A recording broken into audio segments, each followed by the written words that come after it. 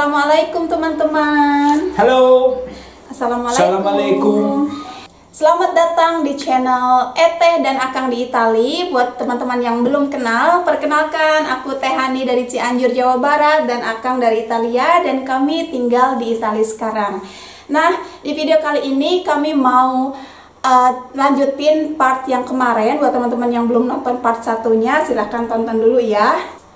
Jadi Akang tuh dulu waktu kerja di Israel, Akang kan suka kerjanya ke semua negara gitu, keliling dunia. Pas kerja di Israel itu Akang kena tangkap polisi dan dipenjara. Jadi sekarang Akang mau ceritain kenapa sih kok bisa sampai ditangkap polisi dan dipenjara. Are you ready? Si, yes. Practically, I was making a tour for job, different countries. I stay out around 2 months in total. I've been first in Senegal, one place where I was been a lot of time. Then from there they make me move to Nigeria, and also there all quiet. From Nigeria to Iran, and that started the first problem because Senegal Sunni, Nigeria Sunni, Iran not Sunni, Shia. But also in Iran they make me some, how to say, some fun, some problem about documents like this, but it's going through. After, from Iran, theoretically the plan was to come back to Italy, but in truth they tell me, no, we have sent one machine to Israel, before come to Italy, go to Israel. Okay. So, kata Akang, jadi di video kali ini teman-teman aku mau translatein langsung sama aku ya, biar nggak lama ngeditnya gitu. Jadi kata Akang, dulu which year? 2010. Oke. Jadi dulu tahun 2010 kata Akang tuh ada tugas dari pekerjaannya di di Middle Eastern ya, di Yes, Middle East. Africa and Middle East. Ya, di Afrika dan Arab. Jadi Akang tuh ditugaskan untuk pergi pertama ke Afrika di Senegal, terus ke Nigeria. Dari Nigeria terus pindah lagi ke Iran, ya. Esatto. Dari Nigeria pindah lagi ke Iran, dan di Iran itu Akang harus pergi ke Israel karena di perusahaan Akang itu ngejual mesin ke Israel gitu. So, Esatto. When I arrived to Israel, practically I give them my passport on the custom, and they start to look the page, no? Practically, okay, the all last free travel was one to Senegal, one to Nigeria, and one to Iran.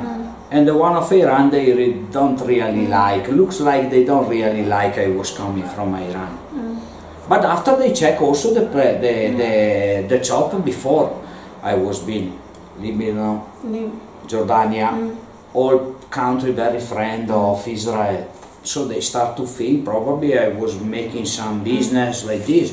So I try to show to them I have the paper, because in the luggage I have the toolbox, all the thing, but they don't care, they will say, everybody say that. So they take my passport and they put me in one room in the beginning. So what they think about you? In that moment I still don't know what they want from me. Jadi kata Akang, pas nyampe di Israel, di customnya di bandara ya, belum masuk ke Israelnya, baru di bandara Akang itu diperiksa paspor, terus ada copan ya. Akang itu dari Senegal, dari Iran, dari mana lagi, Lebanon, Jordania. Jordan. Jadi mereka itu Israel tuh mikirnya udah udah jelek aja gitu, disangkanya Akang tuh kayak maybe they think you are enemy, a terrorist. No, so in that moment I don't know anything. So mereka langsung Akang udah memperlihatkan ke mereka bahwa ada dokumen kalau Akang itu lagi kerja, terus diliatin tasnya Akang itu dalamnya itu alat-alat kerja semua, tapi mereka nggak mau percaya, terus langsung aja nangkep Akang, dimasukin ke dalam satu ruangan. But the absurd thing is on my old job every time I go in one country, I don't have a tourist visa or a thing. I have a working visa. Because for safety of the employer, for the insurance, they always make working visa. So they make me the visa for go inside Israel, and I make this in Iran. But when I arrive, they take me in this room. In the beginning, I was not nervous or feel like this because I was already happened. I was not. But after a while, the time is start to be long. It's past 2 hours, 3 hours, 4 hours. After 5 hours, still no one come to me. So I start to kick the door like this, and then I start the real trouble. Because after I get nervous too, they get nervous because I was nervous, and everything is get worse and worse and worse. Are they speak English? Si. The problem is no. Because at the time I still not talk, I talk a little bit, but not so much, because I was more happy to stay in the country where they talk normally French. French and Italian, we don't have so much problem to understand each other. Nah, jadi setelah Akang disimpan di satu ruangan, pertamanya sih Akang tenang-tenang aja gitu ya, mungkin ada kesalahpahaman, nanti mereka ngecek dokumen balik, terus nanti Akang dibebaskan gitu. Akang kan di sananya punya visa kerja, bukan visa turis gitu, dan visa kerja Akang untuk ke Israel itu dibuatnya di Iran. Dan setelah dimasukkan ke dalam ruangan, katanya 1 jam, 2 jam, 3 jam, 5 jam, sampai 5 jam nggak ada seorang pun yang datang ke Akang yang nanya atau apa, kayak udah biarin aja gitu. Terus Akang udah mulai amarah, naik, nervous gitu. Terus langsung Akang gedor-gedor, teriak-teriak, barulah mereka keluar, dan mereka juga sama nervous juga dan teriak-teriak juga, dan disitulah masalahnya datang gitu. Mereka ngomong English, tapi waktu itu Akang belum ngomong English lancar gitu ya, karena dulu kan masih Akang juga pas dulu belum lancar banget bahasa Inggrisnya gitu. Like if they choose to kick me out. They just put me in front of one flight and they send me back to Iran. The same flight I take to arrive, after 6 hours I take to come back. They don't let me put a feet inside, I didn't do anything, and niente at least. Jadi teman-teman ya, setelah dikurung sekitar 10 jaman Akang di suatu ruangan, nggak ada kepastian apapun, akhirnya mereka itu memilih untuk memulangkan balik Akang gitu, nggak disuruh masuk, padahal udah dicatat di situnya dia itu ada working visanya juga, visa kerja, dia itu harus kerja gitu. Tapi mereka nggak mau Akang masuk ke negaranya, dan akhirnya dibawa ke depan pesawat yang waktu Akang datang dari Iran gitu. So after that, what is happen after you come back to? After I come back, they try to apply 2 times for the visa, and they never release again. After a while, they make starter my colleague. My colleague was the new passport, start from Italy, arrive to Israel, and they kick him back again. Because practically when they made a working visa, they register also who has the working visa, the company. When they saw they was the same company, they don't let him come in. So, what is the problem? I think probably they don't like, in that period was how to say, after I have no, in that period was very popular the traffic of weapon, okay? And they know for sure some Italian was doing that. So probably they just try to exclude some possibility, etc. But we was not there for that. We was worker. Iya.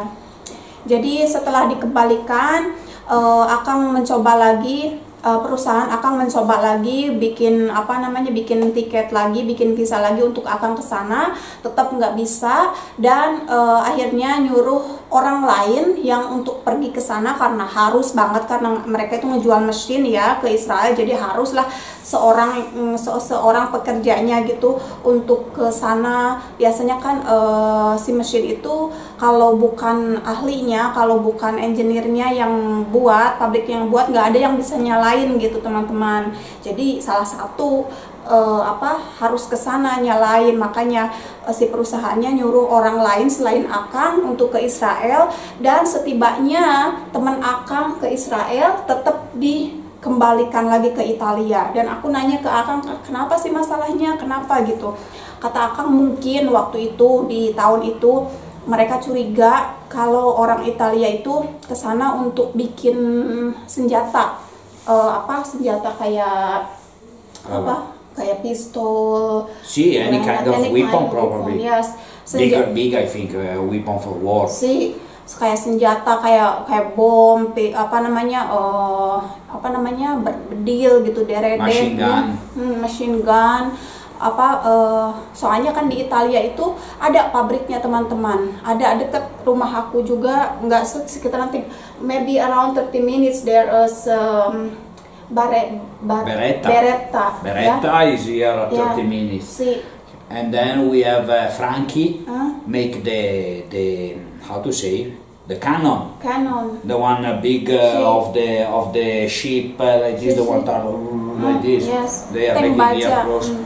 Jadi di Italia itu emang terkena, emang ada pabriknya teman-teman, senjata perang itu ada pabriknya. 30 menit dari sini, dari rumahku ada pabrik Beretta itu, supply for the army thing, right? Beretta supply probably also the Indonesian police.